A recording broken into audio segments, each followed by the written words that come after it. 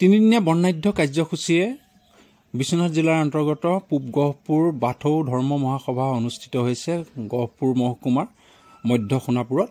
ৰাইজে উদুলি মুদুলি এক পৰিৱেশৰ মাজত বিৰাজ কৰিছে, এক আধ্যাত্মিক দিশৰ পৰিৱেশলৈ গতি কৰিছিল সমগ্ৰ অঞ্চলটো।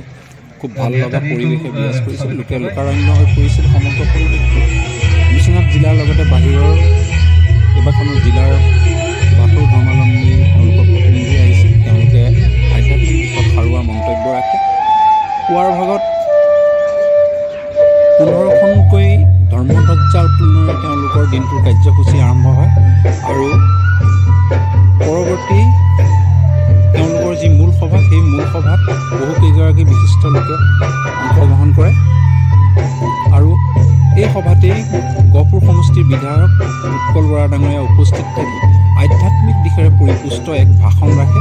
খুব ভাল লগা ভাষণ, খুব সাৰুৱা ভাষণ।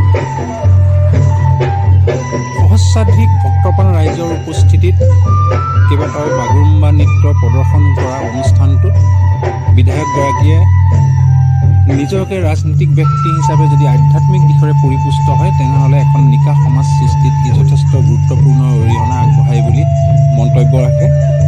আৰু এক কথাত ক'বলৈ গ'লে, যদি ৰাজনীতিক নেতাসকল এনেধৰণে আধ্যাত্মিক দিশেৰে পৰিপুষ্ট হয়, তেনেহ'লে বহু সময়ত তেওঁলোকৰ গাত ত্যাগৰ ভাৱ আহিব আৰু গাত যিবোৰ নিকা ভাৱমূৰ্তিৰ এক পৰিৱেশেও বিৰাজ কৰিব বুলি ক'ব পাৰি।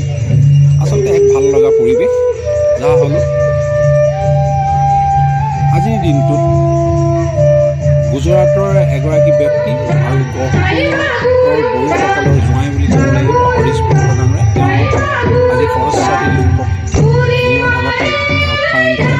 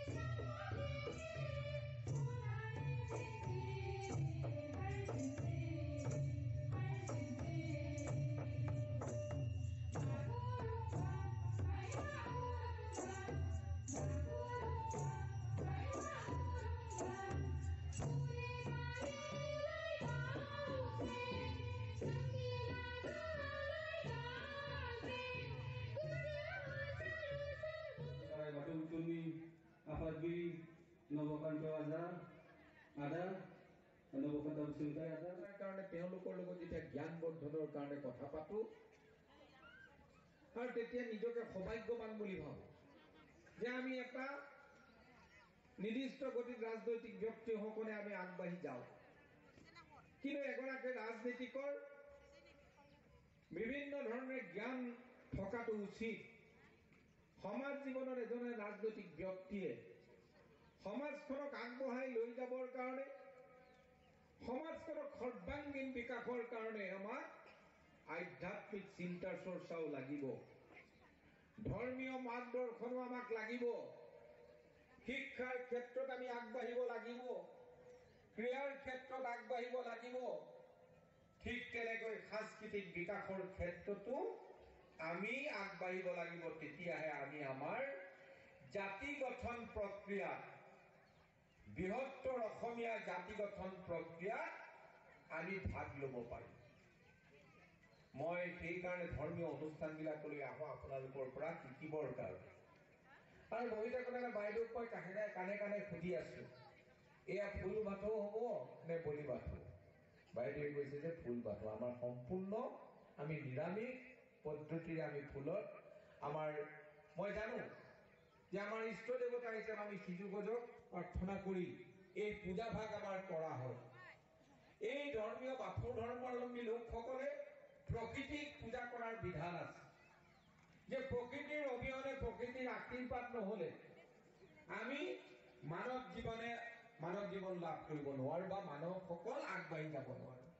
মানৱৰ কল্যাণৰ কাৰণে প্ৰকৃতিক আমি পূজা কৰিব লাগে, আৰু তাৰে চিম্বল হিচাপে আমি সিজু গছক পূজা কৰি আমাৰ এটা বিশ্বাসেই নিলয় হৰি বুলি কোৱা হয়। যেতিয়া আমি বিভিন্ন ধৰ্মীয় আমি কাহিনীবিলাক যেতিয়া শুনো, যে প্ৰহ্লাদে যেতিয়া হিৰণ্যাক্ষৰ ৰজাৰ পুত্ৰ প্ৰহ্লাদ, অসুৰৰ পুতেক প্ৰহ্লাদ, প্ৰভু ভগৱন্তৰ আশীৰ্বাদ বুটলিবলৈ সক্ষম হৈছিল 5 বছৰ বয়সত, যেতিয়া তেওঁৰ পিতৃয়ে কৈছিল ক'ত তোৰ ভগৱান আছিল, ক'ত তোৰ ভগৱান আছে, তেতিয়া স্ফটিকৰ মূৰ্তিটোলৈ দেখুৱাই দিছিল যে তাতেই প্ৰভু ভগৱন্ত বিৰাজমান হৈ আছে। আৰু হিৰণ্যকশিপুৰে যেতিয়া সেই স্ফটিকৰ স্তম্ভটো ভাঙি পেলাইছিল, তাৰ পৰা নৰসিংহ ওলাই আহিছিল। ওলাই আহি হিৰণ্যকশিপুৰক বধ কৰি সমাজত শান্তি প্ৰতিষ্ঠা কৰিছিল আৰু প্ৰহ্লাদক আশীৰ্বাদ প্ৰদান কৰিছিল। এই কাৰণে কৈছে যে বিশ্বাসে নিলয় হৰি। আমি সিজু গছজোপা আমি প্ৰভুৰ এক অংশ হিচাপে আমি পূজা কৰিছো। তেখেতলোকে অলৰেডি দে আৰ এক্সপিৰিয়েঞ্চড, তেওঁলোক অভিজ্ঞ, তেওঁলোকে ধৰ্মীয় কৰ্ম, আমাৰ ধৰ্মীয় ৰীতি নীতি পৰম্পৰাবিলাকে সমাজ জীৱনত আগবঢ়াই আমাক মাৰ্গদৰ্শন দিয়ে। গতিকে যুৱ প্ৰজন্মই এনেকুৱা ধৰ্মীয় অনুষ্ঠানবিলাকতো জড়িত হ'ব লাগে, যাতে সমাজখনক আমি কেনেকৈ ভাল কৰিব পাৰোঁ, সমাজখনক কেনেকৈ আমি আগবঢ়াই লৈ যাব পাৰোঁ, আমাৰ মাজত ভাতৃত্ববোধ কেনেকৈ গঢ়ি তুলিব পাৰোঁ। আজি যদি যুৱ প্ৰজন্ম সুশৃংখলিত গতিত যায়, ধৰ্মীয় মাৰ্গদৰ্শনে দিয়া কথাবিলাক যদি আমি মানি চলো, বাথৌ ধৰ্মৰ যিখিনি ধৰ্মীয় কথা, আধ্যাত্মিকতাৰ কথা, সেই কথাখিনি যদি আমি মানিব পাৰোঁ, তেতিয়াহ'লে আমাৰ সমাজত বৃদ্ধাশ্ৰমৰ প্ৰয়োজন নাথাকে।